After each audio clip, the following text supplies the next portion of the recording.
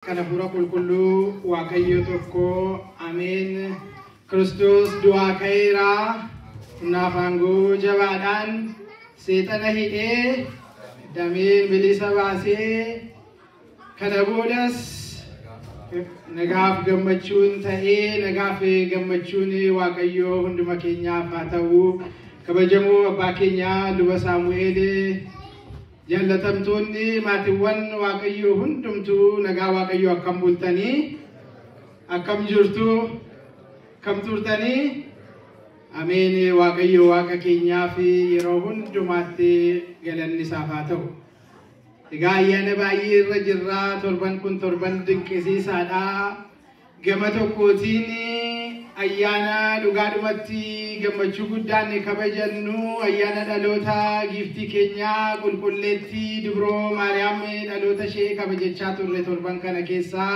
bagattiin isin gahe gama biraadhaan harmootiin har'a guyyaa akka aadaatti immoo akka biyya kanaattis amma akka addunyaattu guyyaa itti waa'ee harmootii immoo kabajannu Mother's Day-dha bagattiin isin gahe happy Mother's Day. Ala harmootiin irra sagalee keessa inni gaamu biisii jechaatu bagattiin isin gahe. Dhugaadhumatti mana kiristaanaa keessatti harmootiin iddoo guddaa yeroo baay'ee sadarkaa ittiin dinqisiifatamutti dinqisiifatamaa hin jirre guddaa akka qabdan beektu warra du'aa ka'umsa gooftaa addunyaatti labsuuf warra jalqaba waamamtan taatanii sana duwwaa miti fayyisaa addunyaattis akka yeroo hundumaa arginu tajaajila adda addaatiin waan tajaajiltan keessatti hundumtuu maqdasiin seenuu hundumtuu lallabaan ta'uu hundumtuus faarfataan ta'uu iddoo qabna ga'een keessan guddaa waan ta'eef kanaaf gammachuu guddaadhaan ayyaana keessan kanas kabajachaa addaattis sanatti booda deebinaa bagattiin isin ga'e waa hundumaafuu har'a barnoonni keenya kan xiyyeeffatu wangeeluma sila abbaan keenya nu dubbisanii fi manni kiristaanaa keenya bakka hundumaatti iyyuu labsitu wangeela qulqulluun Luqaas nuuf barreessee boqonnaa 24 lakkoofsa 33-45tti seenaa jiru sana ta'a.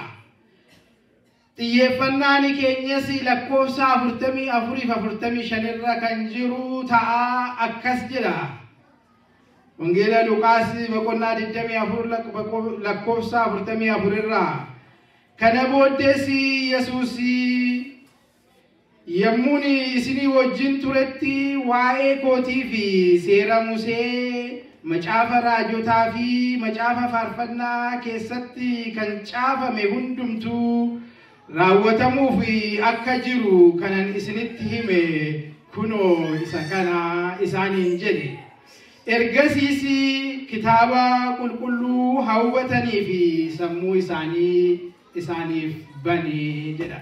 Maqaan waaqayyo keenya kan galateeffame nuuf haa ta'u. Mata duree barnoota keenya godhannee kan kaanus hubannoo nuuf kenni kan jedhu ta'a. Hubannoo nuuf kenni. Hubannoon jireenya namaa keessatti baay'ee waan barbaachisaa ta'uu isaa isiniif ibsuun nan barbaachisu. Hubannoo yookaan understanding inni jennu kun baay'ee jireenya dhala namaa keessatti barbaachisaadha. Kanaaf hubannaa naaf kenni jennee du'aa ka'umsa isaa booda gooftaan keenya waan inni hojjete keessaa isa guddaan hubannaa bartoota isaatii akka amma dubbifne kana ibsuu maqaa ta'ee fi hubannaa naaf kenni jennee ilaalla. Gooftaan keenya Yesuus Kiristoos hundumti keenya akka beennu bartoota isaa addunyaa kana keessaati bakka isaan hojjetanii isa kaan bakka inni qurxummii qabu isa kaan bakka inni gibira funaanuuti isa kaan bakka inni waan mataa isaa kaayyoo isaa geggeeffatu keessaa waameetu waggaa 3 olii fi bartoota 12 barsiise dubbii harraba isaatiin ajaa'iba harka isaatiin dinqii taasise hundumaatiin jireenya shaakalee gaarummaa argisiise sana hundumaan waggaa 3 ol isaan barsiise isa dhukkubsataa fayyisee isa du'aa kaasee وان دندا مسيامو أكدندا متاسسه هن واقما ساتين هن دسراوته أكدنا نماتس غارم ماجراته تغرسيسه برتوني قوفتا كينيا برمسا باية وقاسا دي كنا لفني أولو لني لفني بلو بولاني رابرتن وقاسا دي أوليف باية وانما أجايب سيسو توقو هم كان ورّي براتي هم كان ورّي أرجي غافا قوفتاني يسوس كريستوسي فني فمي قدرا حتى سنفلتي دوئي أو عالمو وانهم دمتو كراوة اتفاقاتي سنين دينكو كميتي تودن داكو سنين جيسو أرغني يموني دعا كاسو أرغني إني دعا كاسو في يوم كالي جباتني ميتي واقما إساء الردد ديبيه إلما أبا وجين والكتا تبو إساء الردد ديبيه سانتهيمي غافا غفتاني فنفمي دوي والمو نمي هندوآ هنو والما هراوته في جتشودا ونما سنافكو مسنتي لالني دبيني غفتا الرافا من لبئي إسانيتيني يهدو قدان جريني إسانيتي قلتي بيكنا سينا سارة الدبيني تغيني را هم من چفتني لوكتنيتي غاني إيقا وانا نكنا كاسو في وايد واقوم سارة الدبيني كراهد دمبرنر رمكاته في هر غفتاني كينيا فيساني كينيا يسوس كريستوس ندعا موئي كي أكا دعا موئيتين وانا نراوة تقررت تيفن نيجولا أكو مسلا جدي وبنو بنو بروم سبايي باتني غرو سودار هبوني تلفاتي كنافي بيكمسا قدا قواچو دواني غا كاينتاني أرغنا برتوتت مرتسو دندنيا وكاسا دي براتني مو مالتي بيتروسي سنة هندما أرغي كمتيني مالتي يوحنسي جنة جرين كناچه پاو دندنيا كلوتا كنا غرو أنا بسني برجرينيا كينيا غوتو براني جباني دابچا جرا كلنسي هم سنة إنجينيا كانين بتا كانين مرغاتي كفسان جرو بودتي نو ديبسان جرو وان سسلبانيو أبوراتيني كنافي دبينو بندو كوني هروان أما واقعيو ناففسي isinitti mu barbaadu dubbinu banno kuni waan baay'ee nu hirratu waan itti mitnoofne barbaadu qabnu waan gara waaqayyootti iyyachuu qabnu ta'uu isaa irra deddeebine akka ilaalluudha amma waaqayyo nuuf yeme waaqayyo gooftaan inni gidduutti argamee hubannoo keenya nuuf haa banu egaa hubannaa yemmuu jennu yookaan understanding yemmuu jennu بيكم سرّا أدّة وساسرّيت يوكان knowledge سجدة مرّا أدّة understanding versus knowledge وانا أدّة وان نكون غير wisdom يوكان مؤغما يودن نيل مفاقان نيجول مي ورّكنا لما نرتد إيفنو بيكم سجدون بالجدون بيكم سجدون كوفما ودي فنوتي يوكان accumulation of information is gathering on information yamuje no data tawdanda fact tawdanda theory barbade tawdanda kana boti kenyarra dagenye wanna do barbade afidnu bekumsi kufama ode fannoti baye wanna nama barbachisu humna jaba kan qabuda bekumsi garu bekumsi ga'aniti hamu masana kufama ode fannoti ubanna yokan understanding inni jennu kuni garu wanni beeknu kun hiikkanisa maali jenne dandeettiitti ni daadura hiikkasa yemmun isini jiru definition miti dhugaadhumatti maalidha Kiristoosi jaalala yemmuu jennu akka beekumsaatti irra deddeebinee himuu dandeenya garuu maal jechuudha maal siif hiikkaanii Kiristoosi jaalala yemmuu jennu yoo nama jaallate nama bira dabarate nama jaallate inni jiraanna yoo jaalala Kiristoos jenne garuu haala hundumaa keessatti kam keessatti illee irra darbee abbaa kanaaf ta'u dheenneetu gaafa sana galagallee yemmuu namni nutti darbu ani ilma abbaan koo jaalala ta'eedha maqaa ta'ee fi sin jaalladhe inni irra namaatiin darbu bira keenya jechuudha kanaaf hubannooni calluma jennee akkasumatti waa beekuu osoo hin ta'ini dandeettii ittiin hiikkaa isaa ergaa isaa barbaachisummaa waan beeknu sanatiin tallee ilaallee jireenya keenya guyyaatti ittiin fooyyeffannudha jechuudha. Waan kana kun nu barbaachisa moo nu barbaachisu? Nama afran tokko barbaachisa warri kaan wannoo kana qabdu taanaan waaqa galatu dubbiin dhumeera. Moo atumtuu qabda maarsaa nu rakkifta gadi taa'ee jiru deemaa jirtu. Nu barbaachisa. Wanti guddaan anumata duree kana bira darbuu barbaadeeratti hin deddeebi'a yeroo baay'ee tarii maal yeroo darbe sin dubarsiifne waan kana jechuu dandeessu. Anu bira darbuu barbaadeera maaliif dubbiin hubannaa kun dhugaadhumatti waan akkasumatti daqiiqaa 20-30 keessatti haasofnee bira dabarrootu hin ta'in dhugaadhumatti dubbii guddaadha. Garuu waan nama jajjabeessu tokko kan ogummaan itti hirratu hakadatu in kennamaafisi jedha qulqulluun Yaaqoob jalqabaa boqonnaa tokko lakkoofsa 5 irratti. Kanaaf abdii qabna jechuudha jara keenya. Ogummaan yookaan isa dura iyyuu achitu hin gahin hubannoon yoo nutti hirrate waaqa jaallatee gammadee kunooti jedhee nuuf kennuu qabna. Waan nu barbaachisu barbaannee hubannoo naaf kenni jennee isatti dhiyaachuudha. Kanaaf hubannaa naaf kenni mata duree jedhuudhaan ka'uun nu barbaachise. Mee kitaaba qulqulluu keessatti namoota hubannaa barbaadan nama lama waan fakkeenyaaf isinii kaasa. Qulqullichi mootichi Daawiti nama waaqayyo akka laphee kooti nama garaa kootiin argadde isa filateedha. Beek namni sirriitti seenaasaa faarsaa Daawiti boqonnaa 119 lakkoofsa 18 irratti laphee waaqayyoon jedhame Daawit kun maal jedhee waaqayyoon waan guddaa tokko kadhate. Dhoksaa ajaa'iba seera kee keessa jiru sirriitti akka hubadhuudhaatii fi ija koo naa banii jedhe. Maal naa banii?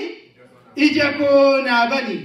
Ija banamaa jechuun hubannaa jechuudha. Ija koo naa banii jedhe namni laphee waaqayyoo jedhame kun. Kanaaf gara waaqayyootti waa'ee hubannaa iyyuu nu barbaachisa.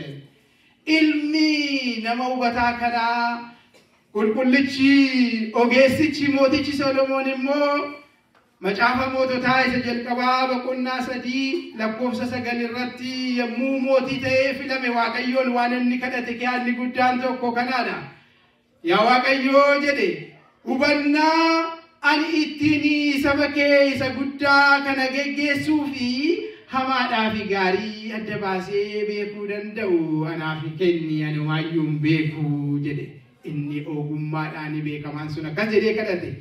Kanaaf hubannaan gara waaqayyootti waan naboonyee guyyaatii gara guyyaatti waaqayyoo keenya kadhachuu qabnu dhugaadhumatti immoo baay'ee nu barbaachisa. Keessumattuu yeroo amma jirru kana keessa hubannaan amma akka nama barbaachisu beekuun nama rakkisu. Hubannaan waan nutti hirratuu fi jireenya dhuunfaa keenyaatiin raafamaa. Hubannaan waan nutti hirratuu fi mana kiristaanaa keenya keessatti raafamni guddaan ta'aa jira. Rakkinni kun mana kiristaanaa keenyaa keessatti yommuu ka'u gidiraanii qilleensi adda addaa yommuu dhufu akkamitti kun ta'uu dandeessin jechiisuu danda'a. Yeroo ammaa kanatu dorgommii jira ta'e karaan akka amantaatti mana kiristaanaa keenyatti mootu torbaniin mata duree ta'uudhaati. Torbanii gara torbaniitti mata duree social media fi news ta'eera. Gaarummaadhaan immoo miti waan celebrate goonu miti. Maaltu fide kana?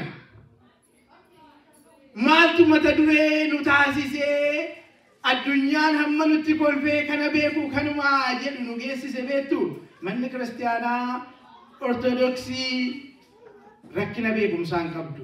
Beekumsaaf beektotaan badhaatudha dhugaadhumatti. Beektota nuti qabnu baay'ee kan nama ajaa'ibsiisan amma beeknu ol kan nama dinqisiisanidha. Madda beekumsaa manni kiristaanaa kun ta'uu ishee warri amantii kana hordofne illee ragaanuuf ba'u. Madda beekumsaati. Beekumsa baay'ee maddisiisti.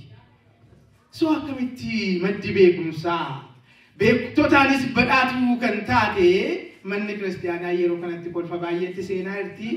Rakkoon beekumsa duwwaa beekumsa irrachuutu hin taane hubannaatu nu hirrachaa jira. Hubannaa nama tasgabbeessu. Hubannaa dhugaadhumatti ariitiin ka'anii deebii kennuu dura xiinxalanii tasgabbiin ilaaluudhaaf nama dandeessisutu nu hirrachaa jira. rakkina kanarraatiin kan ka'e waanuma beekna jennee itti gammannee guyyaatti amaleeffannee itti jiraannu waa'ee haadha keenya Giiftii Maariyaamii irratti illee har'a rakkachaa jirra. Hubannaan hammam akka nu barbaachisu isin akka ilaaltaniif waa'ee haadha keenya qulqulleettii dubroo Giiftii Maariyaam beekna moo hin beeknu? Beekna moo hin beeknu? Dhugaadhumatti waan nuti beekna jennee ittiin boonnu guddaan tokko sana ture. Sanuma irratti beektonni illee yommuu dogoggora uumanii waa'ee namatti quba qabu miti. Ta'uu danda'a waan akkasii yeroo hundumaa dogoggorri in uumama. Dogoggorri garuu waan ittiin utaalanii maqaa walii kennanii barumsichaaf utaalanii nufaaqee namtichaaf utaalanii shakkituu jedhanii ittiin wal wawwaraanan otoo hin ta'in waan abbaan ilma isaa ofitti waamee gorfatu waan obboleessa isaa tasgabbeessuudha ture. Kanaaf hubannoon barbaachisaa akkam akka ta'e waa'ee haadha keenya qulqulleettii Giiftii Maariyaam irraa waa lamaaf hin kaasuu barbaada. Tokko ayyaana guddaa ammatti jirrudha. Lammataa qilleensi immoo dhagaamaa jiru immoo namoota baay'ee burjaajessaa jira maqaa ta'eef hirrinni hubannoo achitti hammam akka nu miidhaa jiru fakkeenya godhannee kaana jechuudha. Giiftii qulqulleettii dubroo haadha Waaqayyoo jennee kan ishee waammannu haadha keenya Giiftii Maariyaamii dhugumatti beekna. Akkamittiin beekna? Waaqayyoo jalqaba duraan dursa Addaam yeroo inni gannataatii ba'ee abdiin inni kenneef inni guddaanii dubroo Maariyaamiidha. Maalittiin jedhe dhala kee irraa dhaladheetan si fayyisaa jedhe. Eessaan dhufa jedhe? Dhala kee irraa dhalli Addaam waggaa 5,500 kan inni eegaa ture. Ishee sanaadha dubroo Maariyaam ishee dhufe miti. Abdiin Addaam eeggachaa ture. Bara sana keessa of kaati ilaala har'a yommuu keenye fayyinni nuuf ta'ee haraarri nuuf ta'ee Waaqayyoon yommuu wajjiniin jiraachaa jirru aarsaan nuuf kaffalamee salphaadha. Bara oriitii sana keessa of kaati ilaala. Addaamii fi Hewaaniin of godhaati ilaalame. Intala ishee kanaa dhaalaa ta'echaa turan ta'a yoona bara jireenya isaanii otuun argu ta'e ishee kanaa dhaalaa ta'a isheen irraa dhalatee na fayyisu nama eegu godhaa of ilaala. Abdii Addaam waggoota hedduudhaaf eeggate sanaadha. Dubroo qulqulleettii Maariyaamiin isheen nuti kabajnu kuni baga guyyaa dhaloota isheetiin isin ga'e ammas dhugaatti kabajachuu qabna guyyattii sana. Guyyaa itti dubbiin fayyinaa dhiyaachuu ishee jalqabaaf argine sanaadha. Dubroon waggaa 15 ilma addunyaa fayyisu nu deesse sun dhalachuu ishee kanaaf guyyaa ishee itti dhalatte sirriitti kabajachuu qabna. Otuu yeroo nuuf eeyyame akkamittiin maal gochaa akka jirru ilaaluun baay'ee barbaachisaadha. Garuu gaafa jimaataatii kaastanii karaa adda addaa akka barattan waan hin beekuuf gadi fageenyaan sana bira naqu. Bakkeetti gadi baanee mulluu affeellee akkasii obboleessi keenya jedhe maxinoo maxinanii waan adda addaa godhanii bakkeetti kabaju. Maalumaaf bakkeetti gadi yaanii bakkeetti kabanyaa waa'ee dubroo Maariyaamii kanaa. Eeyyee dogoggoraan namoonni baay'ee waan baay'eetti makuu danda'anii waa'ee amantaa keenyaan isinitti maa'eera manni kiristaanaa keenya kan alatti kabajuu sana eeyyamte haati keenya Giiftii Maariyaamiin eessatti dhalatte?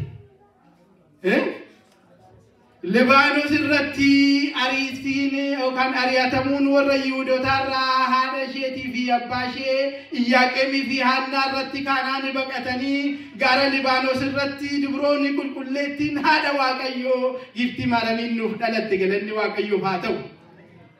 Achirratti waan isheen bakkeetti baqiinsa irratti dhalatteef alatti gadi baanee waan naqaban mulluu affeelanii geessaniif jedha seenaan bara kiristaanaan keenya abboonni keenya nutti himan mulluu affeelannee baguma nuuf dhalatte yaa haadha Waaqayyoo jenneetu galateeffanna. Kanaaf malee waaqeffannaa fi amalaaf nyaata facaasuuf maaloo aadaan nuti namanne approvis hin goone nutti fidu keessaa hin qabnu nuti.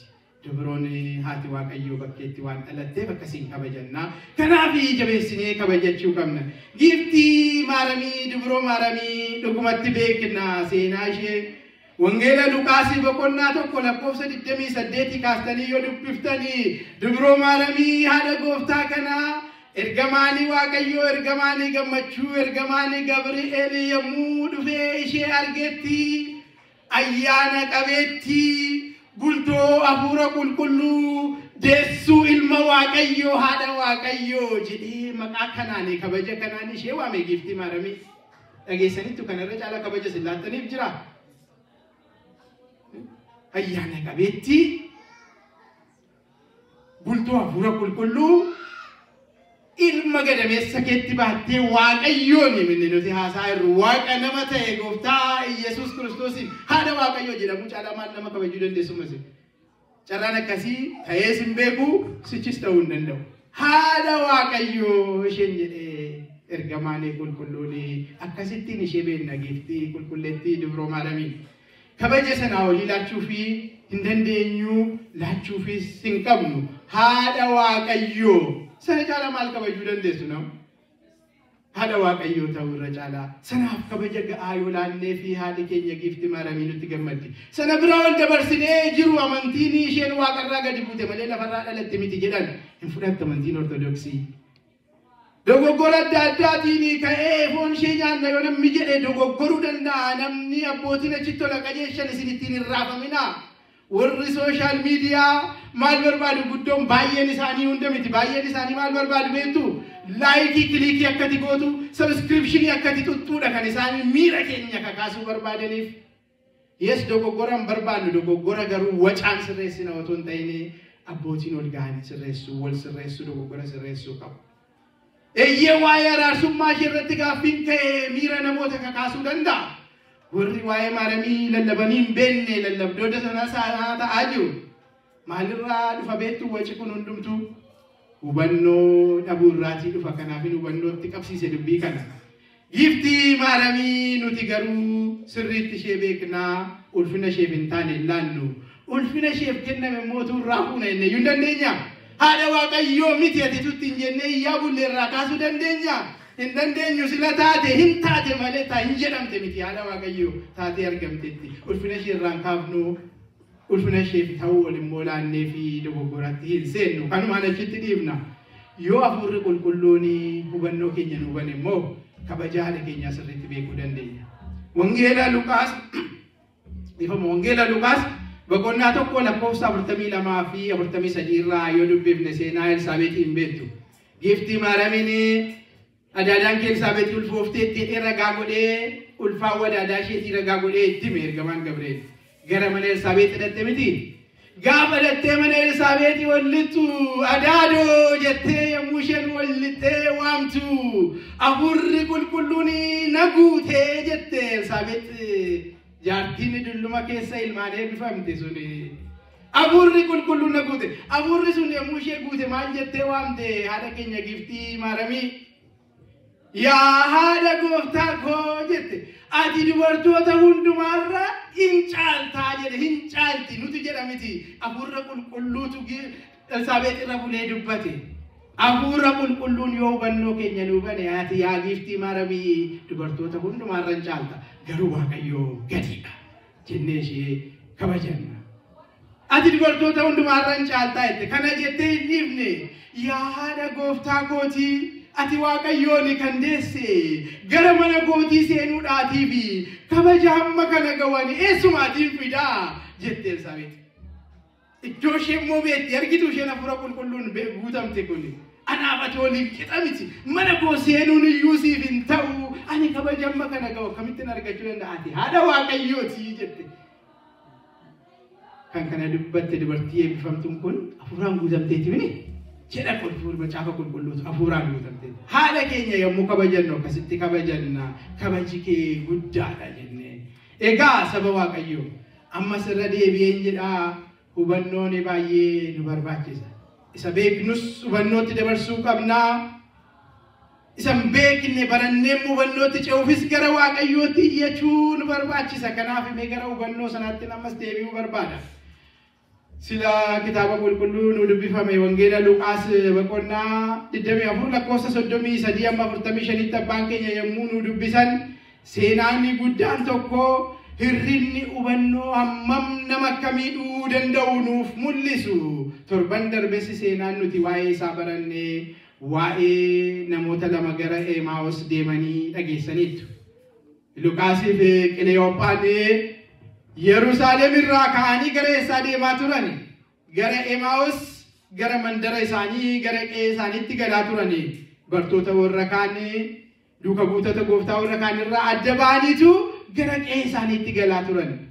adeemsa kanarratti maayilii 7 Yerusaalem irraa kaanii gara Emaa'os mandara isaanii yommuu deemanii kiiloomeetirii 11 karaa kanarratti deemanii keessummaan ajaa'ibaa tokko isaaniitti dabalame. Eenyutu isaaniitti dabalame? Gooftaa Yesuus Kiristoos du'a mo'ee ka'eetu du'eera raawwateeraa fi owwaalameera dhagaa guddaan irra kaameera jedhanii kan isaan galanii kan isaanii kanuma ta'ee seenaan keenya nu xumuratee nu dhiisee deebi'edhani bakka hin dhumate seenii kan isaan turanii keessummaa ta'eetu nama sadaffaa ta'ee adeemsa isaanii kanarratti isaanitti dabalame. Luqaasiif Qaleyoophaan yeroo kana gaddaanii guutamanii abdii kutannaadhaanii qabamanii eessaa gara eessaa deemaa turanii Yerusaalem irraa gara Emaa'os deemaa turanii. Walitti qabama bartootaa gidduutii gara maatii isaaniitti gara qe'ee isaaniitti dhiisanii deebi'aa jiru ta'ee hin beeknu fageessee dubbachuu hin barbaadu irraa adda ba'anii kallattii biraan deemaa turanii. Gaafa sana gooftaan otuu akkas dadhabdanii otuu akkas gadditanii waan isin odeessaa jirtan kun maalinni jedhee isaan gaafate.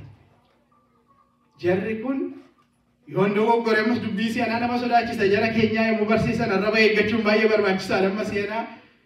Jarri kun gooftaa hin lolan yoon jedhe waan hin baay'ee egzaajireetii godhu natti hin fakkaatu.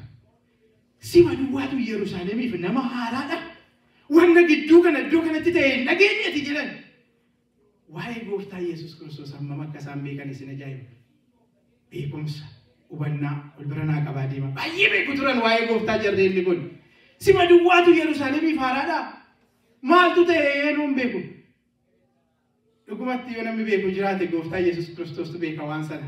Kan jiraatee, kan reebamee, kan itti du'ee, du'as immoo mo'ee ka'e. Isa maqaa ta'eef isa caalaa waan dubbise namni dubbii sana beeku jira.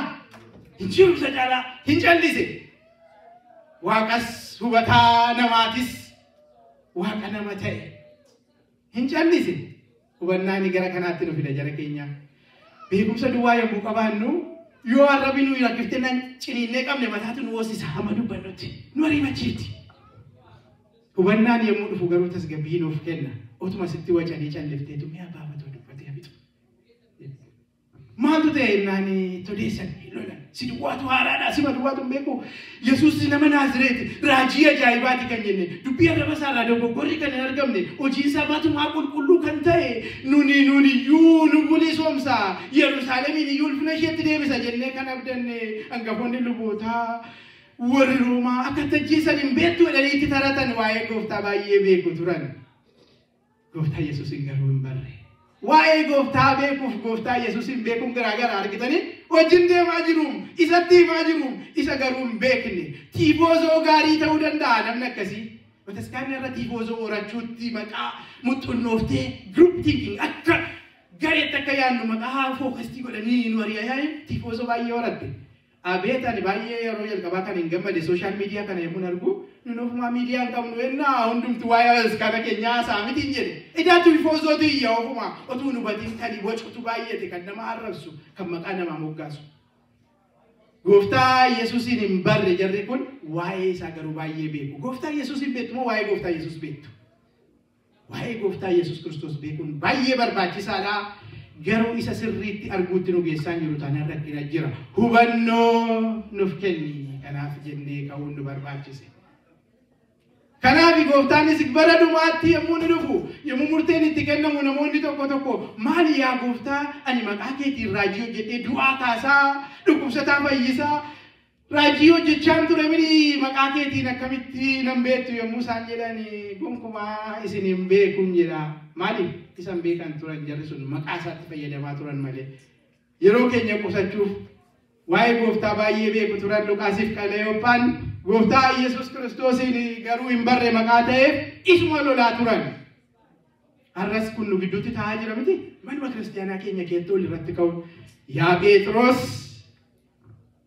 billaa kee yookaan saayifii kee gara mannee isaatti deeffadhu jedhe gooftaan Yesuus Kiristoos. Yaadatu dubbisan gaafa warri wattaaddarri Roomaa ergamtoonni hangafoota lubootaa dhufanii gooftaa qabatan Phexros utaalee billaa isaa fudhatee tokkorraa gurra dha'e miti. Gurra kuteerraa lafa buuse. Maal ittiin jedhe gooftaan? Phexros billaa kee gara manneesaatti deeffadhu jedhe. Phexros warri har'a billaa fudhatanii fi iddanii ol kukutuuf ariifattan gara manneesaatti deeffadhaa olii jechuu qabna. Oduun ani nan barbaada ta'e raayyaa ergamootaa kumaaf kitilaanii waaqarraa gadi baamee kan hundumaan taasisu bankoo kana naan godhu jedhe. Oduu gooftaan Yesuus Kiristoos waa'ee isaa lolaaf barbaada ta'e kumaaf kitilaan gadi yaasuu danda'a. Yookaan immoo utuun dubbatiin taasisuu danda'a. Kanaaf waa'ee Waaqayyoof nama loluun nama arrabsuun hin barbaachisu. Waa'ee Waaqayyoof nama gorsuu, namaaf kadhachuu, nama jajjabeessuu nu barbaachisa. Bataskaana eeguun barbaachisaadha. Bataskaanni garuu waardiyyaa ta'anii eeguu miti, tufoozoo ta'anii eeguu miti, loltuu ta'anii eeguu miti, abbaa obboleessa ta'aniitu bataskaana eegganna. Waaqayyo nama sanaa nuuf haa godhu. Hubannoo akkasii Waaqayyo nuuf haa ibsu. Luqaasii fi Qaleyoophaan haala sanaatiin deemanii wajjiniin deemanii seenaa isaa yeroo darbe maqaa baranneef waa'ee du'aa ka'umsaatu hin ta'in waa'ee bu'aa du'aa ka'umsa gooftaan keenya argisiise isa guddaa tokko waa'ee hubannaa maqaa ta'eef irraa edda naannoo mana isaanii ga'anii maal jedhan gorii nu bira bulii jedhani miti aduun dhiiteetti yeroon dhumteetti yeroo dhumarra irraa bulii jedhanii gara mana isaatti itti waammatan yeroon dhumaa rakkisaa waan ta'eef. Sana booda maal godhe gooftaan jarreenni kun amma hubannaan isaanii akka dhufaa yeroo argaa deemaa giraajuwaalii sila lolaa turan amma nu bira bulii jedhan edda mana isaaniitti ol gashanii immoo nyaata keenya nu eebbisii jedhan hubannaan akka dhufaa jiru argaa jirtu miti nyaata isaanii eebbisee cabsee gooftaan yommuu kennuuf iji isaanii banameefi jedha galanni Waaqayyoof haa ta'u. Ija isaaniitu banameefi yeroo sana iji isaanii banameechuun jarreenni kun jaamaadha. Maayilii torba deemaa dhufani miti.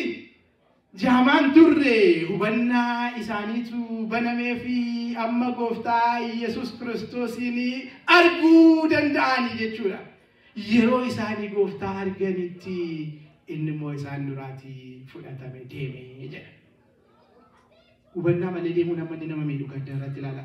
Imagine maayilii sadii yommuu deeman illee utuu dubbiin kun ifteettiif ta'e maayilii afur qabu turan wajjin waan haasaa miti. Maayilii majaafaa irratti illee utuu dubbiin kun galteettiif ta'e maayilii tokko waan baay'ee wajjin haasa'u waan baay'ee gaafatu turan miti. Yeroo keenya baay'ee finne gooftaa Yesuus Kiristoos wajjin deemaa garuu utuu isa hin barin. Har'a waamichi inni guddaan sagaleen Waaqayyoon waamuu barbaadu hubannoo keenya akka nuuf banuudhaaf hubannoo keenya nuuf bani jechuudha. Maayilii torba bara jireenya keenya guutuu kan gooftaa Yesuus Kiristoos wajjin deemna. Ganama kaanee yaa Waaqayyoo kenne gara Waaqayyootti yommuu deemnu na duukaa bahiidha. Galgala ciisuu keenya dura riba keenya dura yommuu kadhannu anaa wajjin buliidha. Nurraa addan bahii yeroo hundumaa inni gara Waaqayyootti boonyee hamaadhaanis gaariidhaanis karaa adda addaatiin sagalee isaatiin haalotaan yommuu inni nu barsiisu garuu kan dhageenyee hubachuu hin dandeenye waa'ee keenya jira maqaa ta'eefi jireenya keenya akkasumatti gooftaa wajjin deemuu otoo hin ta'in isa baruudhaan akka dabarsinuuf hubannoo keenya nuuf bani jennee gara Waaqayyootti iyyuu qabna. Jarreenni kun hubannoon isaanii yommuu banameefitti daakun isaaniitti kun eegaa arteleen adda addaa hubannoon isaanii yommuu banameefitti warri sila abdii kutannaan Yerusaalem irraatii gara mandara isaanii Emaa'us deemaa turanii battaluma sanatti ka'aniitu fiiganii amma immoo gara Yerusaalemitti asii achi ofirra garagalanii fiiguu jalqaban. Argitu hubannoon yommuu namaa banamu gara qajeelummaatti akka inni itti nama oofu. Gara lallabuu sagalee Waaqayyootti akka inni itti nama oofu. Warri sila abdii kutannaan deemaa turanii abdiin guutaman hubannoon isaanii yommuu banamuuf. Warri sila shakkaa deemanii amantiidhaan eeyyee dhuguma ka'eera gooftaan Yesuus jedhanii sila dubartoonni ka'eera jechuu dhaga'anii nutti maniiru. Nuti garuu fudhannee jechaadha kan amma garuu amananii hubannoon keenya yommuu nu banamu ijni keenya banameetu sodaan keenya nurraa mulqameetu shakkiin keenya nurraa kaafameetu abdiin keenya haara'ee amantiin keenya guutuu ta'a maqaa ta'eefitu hubannoo nu barbaachisa. Fiigaa gara Yerusaalemitti deebi'anii bartoota bira dhaqanii seenaa isaa bal'inaan yeroo darbe baranneerra bartoota bira yommuu dhufan mana cufaa keessatti balbala rurrukutanii balbala bananii fi wal gashan miti. Luqaasiif Qaleyoophaa warra gooftaa arganii dhufan kana wal gashan. Gaafa achi gaane warri sun iyyuu gammachuu guddaa keessa jiru. Phexros argee dhuguma ka'eera gooftaan jedhee waliin gammadanii utuu isaanii walitti odeessaa jiranii maaltu ta'e? Mana cufaa sana keessa dhokatanii utuu isaan odeessanii gooftaan gidduu isaaniitti argame gidduu keenyatti argamu warras gidduu isaaniitti argame balballi banamnee waan tokko hin taane beenna dhageenyeerra seenaasaa gidduudhuma isaaniitti argame nu gidduutti isin argama haala kam keessatti iyyuu yoo nuti isa barbaanne Waaqayyo argame nagaan isiniif haa ta'u jedhee madaa harka isaatii fi miilla isaa harka koo fi miilla koo ilaalaa kan isin argaa jirtan hafuura yookaan gosti otoo hin taane ana jedhee ofiisaa ragaa ba'ee akka yeroo darbe waa'ee du'a qabu isaarratti barannetti ofiisaa isaanitti agarsiise harka koo ilaalaa miilla koo ilaalaa jedhe maal jechuudha isiniif fannifamuu koo harka koo isa waa'ee keessaniif fannoo irratti waqarame miilla koo isa waa'ee keessaniif fannoo irratti waqarame ilaalaa jedhe har'a sana ilaaluu nu barbaachisa jara keenya jireenya keessatti mana kiristaanaa kana keessatti jireenya kiristaanummaa keessatti qilleensa baay'eetu nu raasa kan dhuunfaa kan waliinii kan sabaa kan biyyaa kan maalitu nu raasa garuu haala hundumaa keessatti nuti isa nuuf fannifamee lubbuu isaaniiyyuu nu bitate sana ilaaluu qabna lubbuu isaa dabarsee inni nu bite amma nu dhiisaa dhuguma sanaadha wannaan nuti qabaachuu qabnu nun dhiisu inni nu barbaade lubbuu isaa dabarsee nuuf kenne sun akkasiin ofiisaa iddatti mul'ise booda maal godhe bartoota kanaaf Wangeela Luqaas boqonnaa 24 lakkoofsa 44-45 sila kan dubbise sana raawwate. Isa booda kitaaba qulqulluu akka isaan hubataniif ija isaanii sammuu isaanii baneefi jedhe. Luqaasiif Qaleyoophaaf ija isaanii baneedha. Bartoota warra kaaniif sammuu isaanii baneedha. Deemee hubannoo isaanii ibsee hubannoo kenneefi jechuudha. Maal akka godhaniif baneef maal akka godhaniif jedhe. Dubbittiin kun ammas hubannoo ilaala kitaaba qulqulluu akka hubataniif sagalee Waaqayyoo dhaga'uun wanta akkasumatti yeroo nuti tole dhageenyee yeroo nuti hin tolle dhiifnu miti dubbiin sagalee isaa gooftaa Yesuus Kiristoosiif kitaaba qulqulluu barsiisaa ture gooftaan Yesuus Kiristoos beektu miti kan calluma jedhee haasa'aa ture miti waan na beekuuf kitaaba qulqulluu caqasee raajonni kan isaan dubbatanii jedhe Daawit kan inni faarfatee jedhe miti abbootiin kan isaan barreessan Museen faa kan isaan barreessan jedhe kitaaba qulqulluu akka isaan hubataniif hubannoo isaanii baneef sababa Waaqayyoo hubannoo keenya Waaqayyoo akka nu hubanee kitaaba qulqulluu kakuu moofaati amma kakuu haaraatti akka hubannuuf yeroo hundumaa kadhachuu qabna yeroo hundumaa baruu qabna amma bara si'anaa akka yoo isin kolfisiisan ta'e haramuu lalisan barumsillee gaarii ture nama wajjeese kan jedhu jira yes Booringi ta'uu qaba jechuun qobe sagaleen Waaqayyoo booringi miti yeroo hundumaa garuu amala adda addaa haala adda addaa keessa jirra amma deemee waa'ee ol kolfisiisuu ta'eera dubbiin waa'ee moqqi jedhee faarfannaan ho'uu ta'eera waa'ee ergaa isaatii ta'uu dhiise kanaaf kitaaba qulqulluu akka hubataniif sammuu isaanii baneef jedha sana booda kitaaba qulqulluu waggaa 3 baratanii beekumsa sammuu isaanii keessa guutee jiru sana hubachuu danda'anii gaafa sana gooftaa Yesuus Kiristoosin sirriitti arguu danda'an. Warri sila dhokatanii mana cufatanii ta'an maal ta'an beektu eddasii booda warra morma isaanii billaatti kennee waa'ee gooftaa Yesuus Kiristoosiin lallabu ta'ani namni 12 sun ka'anii miliyoonota horanii kiristaanummaan irra danaga'e namni 11 eeyyee duukaa kan turaniiru namoonni guddaan garuu warri 11 kun hamraa tokko dabalatanii 12 ta'anii addunyaa jijjiiran waan kana irratti xumuruu barbaaduuf Yesuus waan baay'ee abdii nuun kennu especially fe'iisa addunyaa keessatti yommuu ilaaltan wanni baay'een amma dhuguma taa'aa kun isin jechisiisuu danda'a. Yoo amma waan amma haasaa turre kan hundumaa battanii ta'e dhuguma ta'a. Namni 12 ka'eetu kiristaanummaa hamma ba'a biiftuutti hamma lixa biiftuutti kibbaa hamma kaabaatti kiristaanummaa hamma beekne kana hafuura qulqulluun geggeeffamanii lallabanii barsiisan. Waaqayyo nu wajjin jira. Fayyisaa addunyaa nu gargaara. Waaqayyo duukaa jirra. Sanuma bakka. Warri kun lamaan ol simatanii innaan tulluu nuti yaabuu hin dandeenye hin jiru. Dachaa nuti gadi buunee kan achitti kufee jiru kaasuu hin dandeenye hin jiru. Isa otuu of tuttuulee ol ka'e kan nuti gadi deeffannee finne jajjabaadhu jechuu dadhabnu hin jiru jechuu barbaada. Bu'aa bo'ii isa bitaaf mirgaatti raafamu obboleettii kottennee ol qabannee ce'uu dandeenya. Waaqayyo nu wajjin nutis Waaqayyo wajjin jiraannee hubannaa Waaqayyo sana yoo argannedha. Hubannaan isaanii Luqaasiif Qaleyoophaan iji isaanii kan baname bartoonni fi duuka buutonni sammuun isaanii kan baname yeroo kamidha beektu yeroo isaan sagalee Waaqayyoo isa dhagaan sana amananii fudhatanii kun dhugaadha jedhanitti waaqayyo immoo gara hubannaatti isaanii ceesise. Lukaasiif kala yookaan yommuu karaarra jiru ngaachaa kompiitarri yeroo karaarra jiru Lukaasiif kala yookaan yeroo nutti dubbachaa ture sana marrummaan keenyatu gubachaa ture jedhan maal jechuudha dubbiin sun jalqabaa fi hiikkaa nu godhatee nu galeetu wayyoo jennee dinqisiifachaa gubachaa turre jedhan. Bartoonni gooftaan yommuu inni ofiisaatti mul'isee jedha qulqulluun Lukaasi